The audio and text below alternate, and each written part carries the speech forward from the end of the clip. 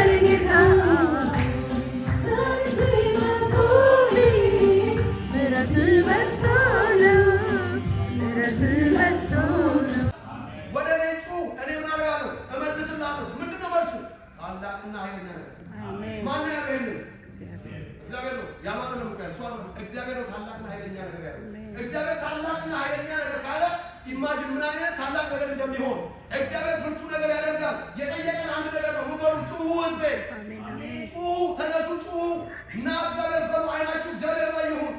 ብዙ ተራራ በፊታችሁ ቢቀመጥ ከተራራው በላይ የተራራው አምላክ አለ።